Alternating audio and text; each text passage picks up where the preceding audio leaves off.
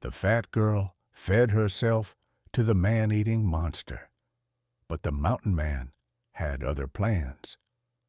They say the monster eats the fattest first. Go on then, feed him yourself. Beatrice Montgomery flicked rain from her shawl and shoved the girl into the black mouth of Darkwood. The front door slammed, the bolt dropped, and the town's lamps blinked out one by one as if the whole street had decided Iris didn't exist. Iris Montgomery, 20, round-faced, soft-bodied, cheeks wet with rain and humiliation, stood barefoot on the mud-slick verge and listened to the town talk about her through shut windows. Fat, burden, bad luck. She hugged her arms around herself, felt the raw sting of knuckles where a porcelain heirloom had shattered in her hands, and stared at the forest that mothers used as a threat and fathers used as a joke. Somewhere past those pines, the legend breathed, Nathaniel Grimwood. Children whispered that he was half bear, half man, tall as a church spire, with iron nails and a jaw packed with wolf teeth.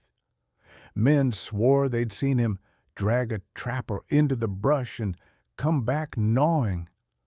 Women crossed themselves when wind rattled their shutters and said his dead wife haunted him, urging him to feast. In Darkwood, fear grew like mold, quietly, everywhere, and Nathaniel's name was the damp that fed it. Iris could have begged again. She could have pounded on the door until Beatrice opened it just to slap her quiet. She could have crept to the church steps and curled beneath the eaves until morning gossip stripped her last defenses. Instead, she lifted her chin, rain running off it like a vow, and stepped toward the tree line. If they wanted a sacrifice, she would choose it herself, not because she believed in monsters, but because the ones inside the house had already eaten her whole. The forest took her in gently, needles cushioned the ground, water hissed through fir boughs, thunder rolled like a cart over cobbles. She walked until town light was a memory, until the path forgot to exist, until the air smelled of gun oil, wet bark, and cold stone. A root caught her foot. Her ankle wrenched. She stumbled, pressed her palm to a trunk, and found carved there the curl of a name, Lydia. Another below it, Samuel. The letters were clean, tended, not the work of a savage hand. Lightning flared. On the ridge above her, a shape unfolded, huge, broad-shouldered, rain streaming from a beard like black wire. He didn't lunge. He didn't roar. He simply stood, a rifle easy across one arm, while a lantern burned behind him in a cabin window like a small, stubborn star. Iris drew a breath that shuddered. "Monster," she whispered to the night, "I'm here." The figure answered in a voice made for mountains, low and steady, almost careful. "You're bleeding. Sit down before you fall. Tell me, where are you listening from tonight?" The morning broke cold and gray over Darkwood, washing the town in the color of regret. Inside the Montgomery home, Beatrice bragged over breakfast that the fat one finally met her fate. No one questioned it. No one asked where Iris had gone, because in Darkwood no one mourned a girl they had already called cursed. In the forest, Iris woke to the faint crackle of fire and the sharp scent of pine smoke. Her head throbbed. Her ankle pulsed with heat. She blinked against the light until a shadow resolved into shape. A man, enormous, broad as the cabin doorway, his back to her as he stirred a pot over the flames. The monster of Darkwood was humming softly. She froze. His hair, black and tangled, fell past his shoulders. His shirt was torn at the sleeves, showing arms carved by work and weather. When he turned, she saw the scars, one deep across his cheek, another climbing his neck. His face was rough, but his eyes, gray as riverstone, were steady and, impossibly, gentle. "You're awake," he said quietly. His voice filled the cabin like thunder, softened by distance. "You broke your ankle. I said it." Iris shrank back instinctively, clutching the blanket that smelled faintly of cedar and smoke. "You're Nathaniel Grimwood." His brow twitched. "That's my name. They say you killed your wife and your son." He didn't flinch, didn't defend himself. He only ladled soup into a tin bowl and set it near her trembling hands. "Eat before it's cold." "I don't want to die," Iris whispered, tears trembling on her lashes. "Please, if you're going to, just make it quick." Nathaniel's jaw worked once, hard. "You think I brought you here to hurt you?" "That's what they said," she stammered. "Then they lied." His tone was flat, final. "Eat." She hesitated, watching him sit back on a stool near the fire. His movements were slow, deliberate, as though every gesture was meant to prove he wasn't the creature they'd made him. The soup steamed in her lap. Wild carrots, rabbit, salt. She took one small bite, then another. It was the first real meal she'd had in days. When she finally looked up, Nathaniel was watching her, not hungrily, not cruelly, but like a man remembering what it felt like to see someone safe. "You shouldn't be out here," he said. "It's cold. Wolves hunt close this season." "I didn't have a choice," Iris murmured. "My stepmother said the forest could have me." "She's a fool," Nathaniel said, voice low. "The forest doesn't want you. It keeps what it loves."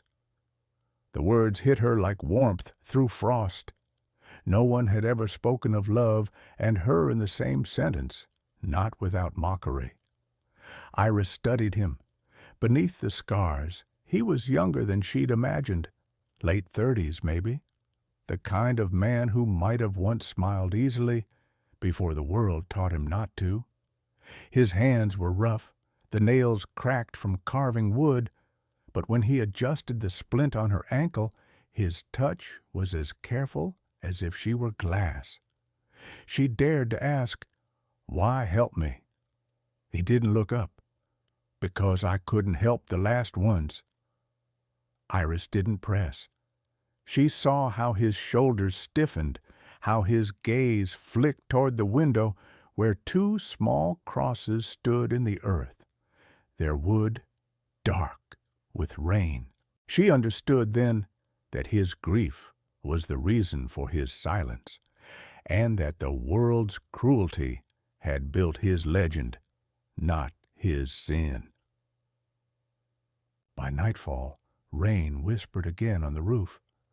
Nathaniel handed her a cup of tea brewed from pine needles and wild mint. Iris held it close, letting the heat seep into her fingers. "Tomorrow," he said, "I'll take you to the edge of town." She panicked. "No, please don't. They'll—" She swallowed hard. "They'll hurt you if they see me with you." "They already want me dead," he said calmly. "I don't," she said. Something in her tone made him look up. Their eyes met, and for a heartbeat, the cabin held only silence, the kind that isn't empty, but full of everything unsaid. Nathaniel stood, poured himself another cup, and went to sit near the fire. The shadows climbed his face, softening the scars until they looked like cracks in marble. "Sleep," he said. "You're safe here." Iris lay back, wrapped in the scent of smoke and pine. Through half-closed eyes she watched him, the man she had been told would eat her alive, sitting guard so she could rest. And in the dark corners of her heart, a dangerous thought began to bloom. Maybe monsters weren't born.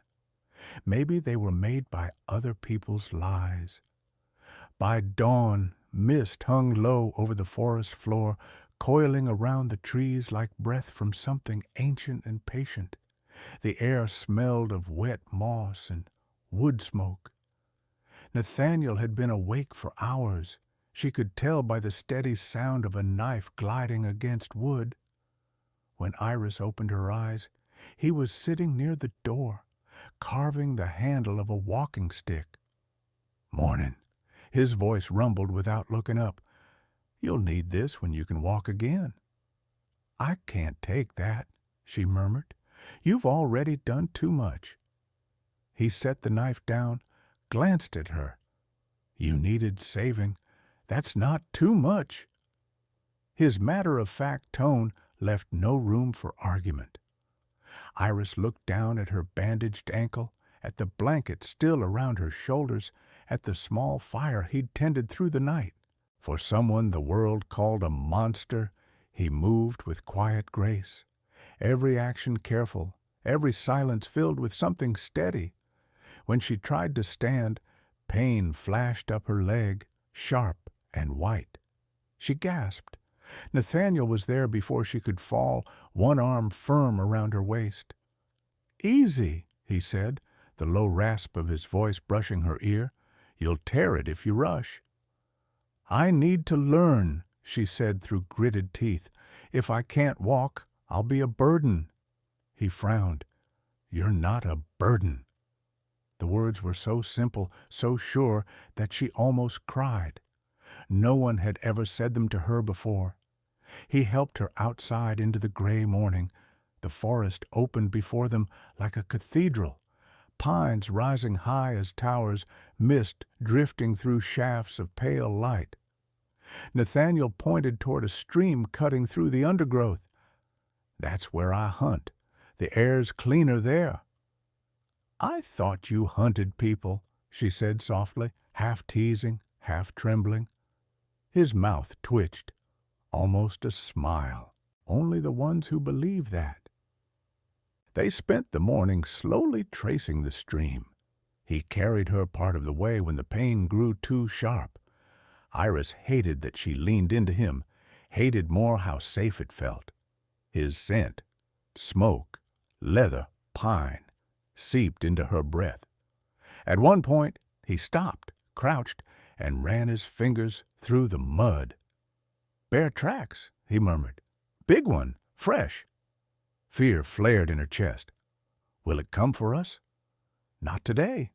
He straightened, scanning the trees. "Everything in these woods has learned to stay away from me." She almost smiled. "Then maybe you are the monster after all." He looked over his shoulder, eyes catching a thread of light. Gray turned silver. "If I am," he said, "you're the first person who's ever laughed at one." The words lingered between them, strange and gentle. They returned to the cabin before noon. Nathaniel built a small fire outside and began to skin a rabbit. Iris watched him work, movement smooth, efficient. When he noticed her gaze, he said, "If you're going to stay till your ankle heals, you should learn.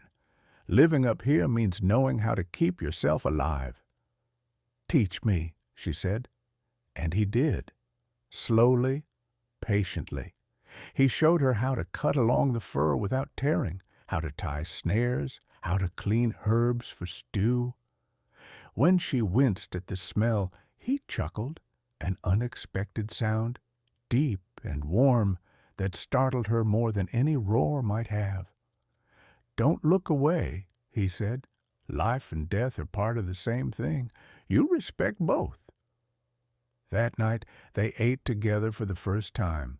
The stew was simple, rabbit, onion, wild thyme, but to Iris it tasted like belonging. She looked across the table and caught him watching her again, though he quickly turned away. "What?" she asked. He shook his head. "You remind me of someone." "Your wife?" she guessed. His shoulders tensed, the air shifting heavy between them. "She laughed like you do. he said quietly, and she believed in things I stopped believing in. Like what? Goodness, he said. People. Then believe in me, Iris said. I'm still here. He looked up, the fire painting gold across the scars on his face. You don't even know me. I know you could have left me to die, she said, but you didn't. He said nothing more that night. Days passed, and the rhythm of the forest became theirs. She swept the cabin while he chopped wood. He taught her to start a fire with flint and dry moss. At dusk, they sat on the porch while owls called from the trees. Sometimes he told her stories from before, the war, the town, the plague that took his family. His voice was calm, but she could feel the ache beneath each word. When she told him of her stepmother, of years of cruelty and shame, he listened without pity, only quiet, understanding. They said I was cursed, she whispered. Too fat, too useless, too much. He turned toward her, gaze steady. You're not too much. They're just too little to see you. Her throat tightened. No one had ever defended her like that, without hesitation, without mockery. She wanted to thank him, but her voice broke. Nathaniel reached out, hesitant, and brushed a tear from her cheek with the back of his rough hand. Sleep, he said softly. Tomorrow we start walking farther. She nodded, unable to speak. When she lay in bed that night, she could still feel the ghost of his touch. And for the first time since she was a child, Iris dreamed not of monsters chasing her, but of a man standing between her and the darkness. And the light behind him felt like home. The next few weeks unfolded like the slow thaw of winter. The forest softened, the snow line retreated, and so did the fear between them. Iris's ankle healed under Nathaniel's care, and each day she walked a little farther beyond the clearing. She learned the rhythm of his world, how to move quietly through the woods, how to listen instead of fill the silence. The cabin, once a place of rumor and terror, became a small universe of warmth and motion. Nathaniel built his life with his hands, and Iris found comfort in the order he created. Every object had purpose. The hunting knife hung above the door, the herbs drying in neat bundles, the pair of crosses outside that he tended every Sunday at dawn. One morning, Iris woke to the smell of baking bread. When she limped out from the small cot he had built for her, she found Nathaniel bent over the hearth, pulling a cast-iron pan from the coals. "You're cooking?" she asked, surprised. He glanced back, one corner of his mouth lifting. "Don't look so shocked. I lived before you came along." She smiled, easing herself into the chair. "I didn't think monsters made bread." "Only the good ones," he said quietly, setting a loaf before her. The bread was uneven, rough-edged, but the moment she tore it open, steam rose like the breath of something alive. It was the best thing she'd ever tasted. When she laughed, really laughed, it startled him. For a heartbeat, he simply watched her, and his eyes softened into something unreadable. Then abruptly, he stood and busied himself with his tools. Later that week, the rain returned. Sheets of it drummed on the roof, turning the world outside to mist. Nathaniel worked indoors, mending traps by the fire. Iris sat nearby, darning one of his shirts. It was quiet, save for the patter of rain and the small crackle of firewood, the kind of quiet that felt like safety. "You've been alone a long time," she said softly. He didn't look up. 7 years. "Do you ever miss talking?" He thought for a moment. "I thought I didn't." Silence used to be a friend. Then you came, and now it's loud when you leave the room." Iris's hand stilled on the fabric. "You don't want me to go?" He looked up, met her eyes. "Do you?" She hesitated, heart pounding. "I don't think I could." He nodded once, as if that settled something unspoken, and turned back to his work. But his hands trembled faintly. By early summer the cabin had changed. A garden grew behind it now, tiny sprouts of beans and wildflowers that Iris planted in neat rows. Nathaniel had built her a small stool by the window where she embroidered while he worked outside. At night, they shared dinner by lamplight. Sometimes they talked. Sometimes they didn't need to. The silence between them had become a language of its own. One evening, as dusk fell violet over the pines, Iris brought him a bowl of stew. "You always eat last," she said. "You should eat with me." "It's habit," he replied. "Old soldiers don't eat until their people do." "But I'm not your soldier." "No," he said, taking the bowl from her hands. "You're something I don't have a word for." She sat across from him, blushing under his gaze. "You don't have to say it," she whispered. "I think I know." That night the wind rose, the trees whispered, and the fire guttered. Iris couldn't sleep. She heard Nathaniel moving outside, the sound of his boots on the porch. She wrapped herself in a blanket and stepped out to find him sitting on the steps, a lantern beside him. "Can't sleep?" he asked. "I keep thinking of them," she said. "The ones who hurt me. I dream they'll come back." "They won't find you here," he said simply. "No one does." She sat beside him. "Do you ever think of her? Your wife?" He nodded. "Every day. Not the way she died. How she lived. She loved this mountain. Said the wind sounded like hymns if you listened right." "Did you love her?" Iris asked softly. "With everything I had," he said. "And when she was gone, I didn't have anything left." "And now?" He turned toward her, eyes catching the lamplight.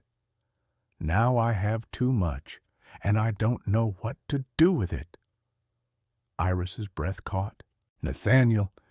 He reached out, hesitant, and brushed his fingers against her cheek. The touch was rough, careful, reverent. "You don't have to be afraid of being loved, Iris."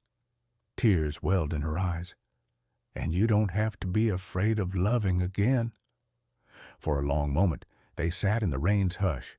Then slowly he leaned in and kissed her. It was not a kiss of fire, but of warmth, a beginning, not a claim. His lips were soft, his hand trembling against her jaw. When he pulled back, he looked shaken. "I shouldn't have—" She pressed a finger to his lips. "Don't apologize." He froze. Then, finally, he smiled, a small, broken thing that rebuilt her whole heart. Days blurred into each other. They fixed the roof together, repaired a fence, gathered herbs in the glade. When she laughed now, it filled the cabin. When he smiled, the forest seemed less lonely. Sometimes he watched her without realizing it. The way she bent over her garden, the sunlight tangled in her hair. She caught him once and teased. "You stare like a painter." He answered softly. "Painters only dream of what they can't keep." Her chest tightened. "Then keep me," she said. The words slipped out before she could stop them, but Nathaniel only looked at her, long, steady, searching, and said, "Don't tempt a starving man, Iris." She didn't look away. "Maybe it's time you stopped starving." That night, when the rain came again, they didn't speak. They simply held each other near the fire. Outside, The wind screamed through the trees, but inside the cabin there was warmth, breath, heartbeat. For the first time in 7 years, Nathaniel didn't dream of graves. He dreamed of laughter, soft, round, alive. And when he woke, she was still there, asleep in his arms. Summer in the mountains never lasted long. By the time the wildflowers began to fade, the air had already turned thin and sharp again. Nathaniel could feel the change coming, not just in the wind, but in the world around them. Something restless had returned to Darkwood. He saw the smoke first, one morning while fetching water from the stream, a faint ribbon rising from the direction of the southern ridge, too steady to be a campfire, too distant to be his. His gut tightened. He knew what that kind of smoke meant. Men, hunters, trappers, or worse, people searching for him. He said nothing when he returned to the cabin, but Iris noticed the stiffness in his shoulders as he chopped wood. "You saw something," she said quietly. Nathaniel glanced up. "Probably nothing." "You don't lie well," she said with a small smile. He sighed, setting down the axe. "Smoke, not far from here. If someone's up there, we'll keep the lamps low at night." Iris's eyes darkened. "The town? Maybe." He met her gaze. "They still think I'm the monster." "I won't let them hurt you," she said, her voice trembling with certainty. He reached out, thumb brushing her cheek. "It's not your fight." She caught his hand, pressing it to her heart. "It became mine the night you carried me out of that forest." That evening, as the sun dipped behind the pines, Iris found him outside, standing near the 2 wooden crosses he tended every week. She had seen him there before, kneeling, murmuring words she never intruded upon. But tonight he wasn't praying. He was talking softly, as though the wind itself were listening. "I don't know what to do, Lydia," he said. She's light in a place I thought was buried. I'm afraid if I keep her close, I'll curse her too." Iris froze. She hadn't meant to overhear, but the ache in his voice rooted her to the spot. "You won't curse me," she whispered behind him. Nathaniel turned sharply, startled. "Iris," she stepped closer, "I heard you. I'm sorry, but I can't let you keep believing that loving someone dooms them. It's not love that destroys, Nathaniel. It's loneliness." He stared at her for a long time. "You shouldn't have heard that." "I did," she said simply, "and I'm not leaving." Something in him cracked, like ice breaking under spring water. He reached for her hand, gripped it tightly, and whispered, "Then God help me, I'll stop fighting what's already true." But peace never stays long in places haunted by rumor. 3 days later, the first sign of danger came.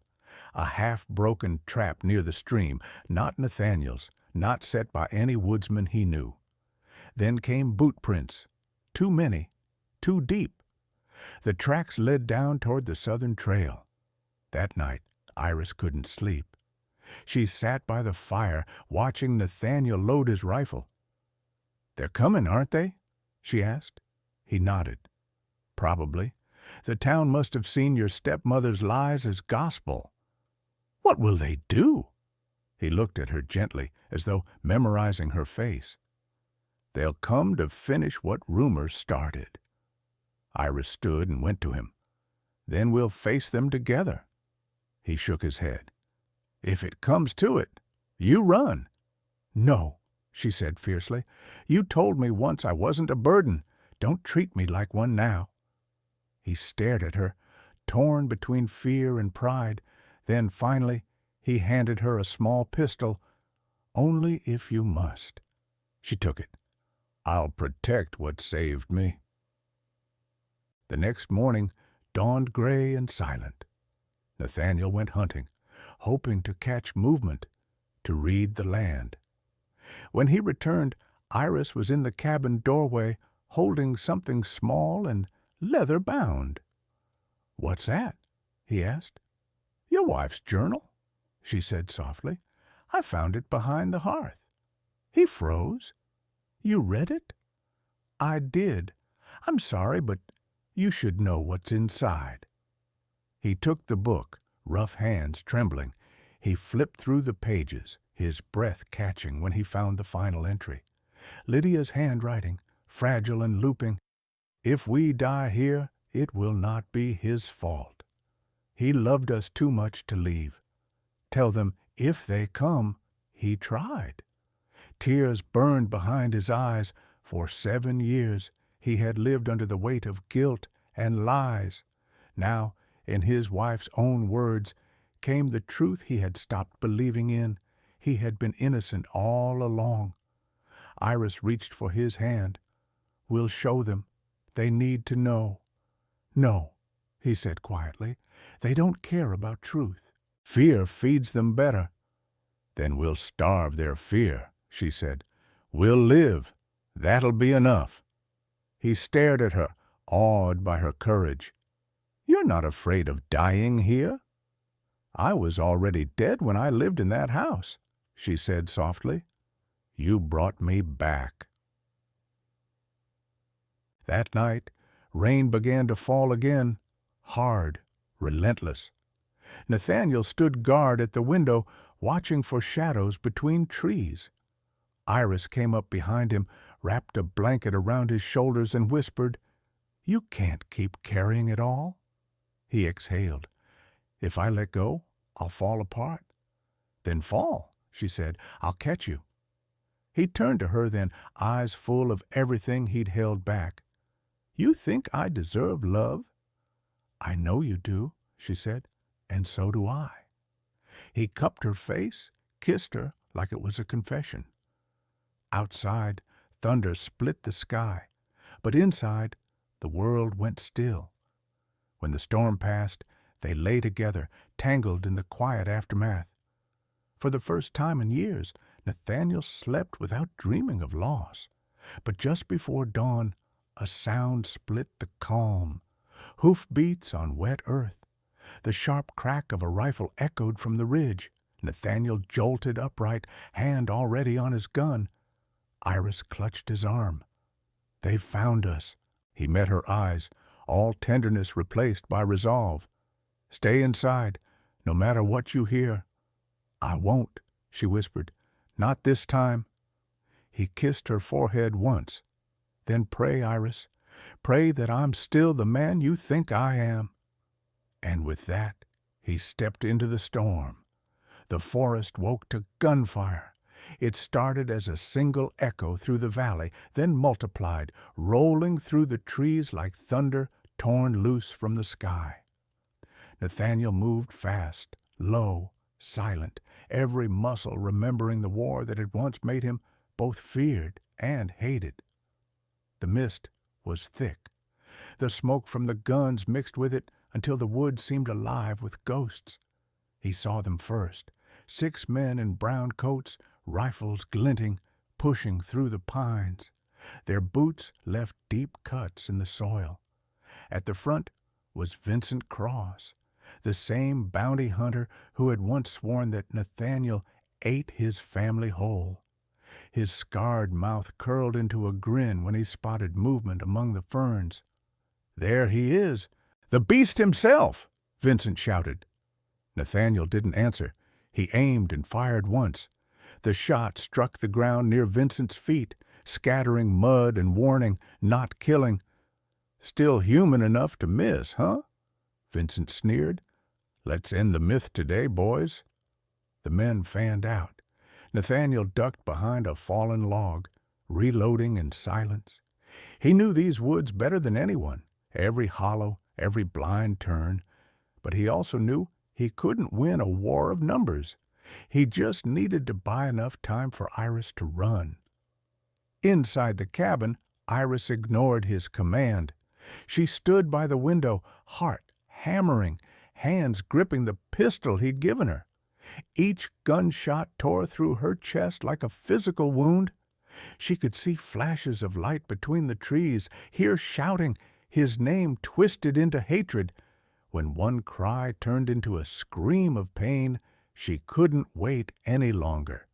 She grabbed Lydia's journal, the proof of his innocence, and ran out into the storm.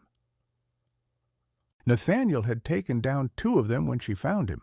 One lay groaning near a tree, another unconscious by the stream. But Vincent was still standing, rifle steady, rage wild in his eyes. "Step aside, girl," Vincent barked. "He fooled you. He's fooled others before." Iris stood in front of Nathaniel, shaking but unyielding. "He didn't fool me. He saved me." She raised the journal high. "This belonged to his wife. It proves everything. He never killed anyone." Vincent laughed. "You think I care what some dead woman wrote?" He raised his rifle. Iris screamed, "No!" and threw herself between them as the shot rang out. The bullet caught her shoulder, spinning her to the ground. "Iris!" Nathaniel's roar split the air. The beast they accused him of being finally appeared, but not the way they imagined. His strength, his fury, his grief, everything he had buried under guilt, exploded. He charged through the mud, grabbed Vincent's rifle, and broke it across his knee like a twig. The other man swung a knife, but Nathaniel caught his wrist and twisted until bone snapped. When it was over, the forest fell silent again except for the rain. Vincent lay in the mud, alive but broken. Nathaniel stood over him, chest heaving, soaked in blood that wasn't all his own. He turned, stumbling toward Iris. She was conscious, but barely. Blood seeped through her sleeve. Her face was pale as ash. "You shouldn't have come," he said, voice shaking. "I told you," she whispered weakly. "I won't let them take you." He pressed his hand to her wound, desperate. "Stay with me, Iris, please. I can't—" She smiled faintly. "You already saved me, remember?" From the ridge came a shout. "Hold your fire! Stop!" Nathaniel looked up to see Dr. Thompson and a few townsmen approaching under white flags. The old doctor raised his hands. "It's over, Nathaniel. We know the truth." Lydia's journal reached the mayor's hands. "The town knows you're innocent." The rifle slipped from Nathaniel's grasp. He looked down at Iris, tears mixing with rain. "You hear that?" he whispered. "They can't call me a monster anymore." She smiled, eyes fluttering. "I never did." He gathered her into his arms as the first sunlight broke through the storm clouds, turning the blood-soaked clearing into gold. They would both survive, barely. But in that moment, kneeling in the mud, Nathaniel understood. Monsters aren't born from the dark. They're made by those who forget how to see the good in others. And Iris Montgomery, cast out, beaten, forgotten, had seen it in him. She had turned the monster into a man again. When the gunfire faded, the forest finally exhaled. The storm clouds drifted apart, and the first blush of dawn poured through the trees, soft gold spilling over blood and rain. Nathaniel sat beside Iris outside the cabin, her head resting on his shoulder, his arm wrapped around her like a shield. The wound on her shoulder had been cleaned and bandaged by Dr. Thompson, but she was pale, exhausted, fragile as the light itself. "Does it hurt?" he whispered. She smiled faintly. "Only when I breathe." "Then don't," he said gently, brushing a strand of hair from her cheek. "Just rest. I'll breathe enough for both of us." She laughed weakly, and the sound was the most beautiful thing he'd ever heard. The doctor stepped out of the cabin, wiping his hands. "She'll heal. You both will. The town wants to make things right, Nathaniel. They're offering to rebuild what they destroyed, clear your name officially. Nathaniel shook his head. Let them live with what they did. I already forgave them the moment she stood in front of me. Dr. Thompson nodded, understanding. You two will stay here then? This mountain's all I've got left, Nathaniel said softly. Then he looked at Iris and added, all I'll ever need. When the doctor left, silence returned. The morning mist curled through the trees. Birds began to sing again. The mountain, long haunted by lies, was finally still. Iris turned her head toward him. You could have gone back, she whispered, to the town, to people. He smiled. People burned my home once. You built me a new one. She blinked back tears. Nathaniel, what if one day they come again? What if they can't stand to see us happy? He pressed his forehead to hers, voice low and steady. Then let them come. The mountain doesn't bow to fear, and neither do we. For a long while they sat like that, two broken souls mended in the quiet dawn, the smoke of yesterday's war fading into sky. Nathaniel reached into his coat and pulled out a small bent ring, the one he had made long ago for Lydia, the one he had never been able to bury. He looked at it, then at Iris. I think she'd want you to have this, he said. It doesn't belong to the dead anymore. It belongs to the living. Iris's breath caught. Are you asking me? I'm asking you to stay, he interrupted softly, to keep making me human. She smiled through her tears. Then you'd better keep making me brave. He slipped the ring onto her trembling finger and kissed her hand. Above them, the wind stirred through the trees, not a ghostly whisper this time, but something like a blessing. The mountain had its peace back, and somewhere deep inside that peace, two hearts, once hunted, once abandoned, finally found home. Every time I tell a story like Iris and Nathaniel's, I'm reminded that monsters aren't always born in darkness. Sometimes they're made by people who stop believing in kindness. But love has a way of undoing curses. Somewhere in the world, someone like Iris still thinks they're unworthy of love. Someone like Nathaniel still hides because of lies told about them. If you're listening right now, this story is for you. A reminder that gentleness is not weakness, and even the most feared heart can be healed. Tell me, where are you listening from tonight?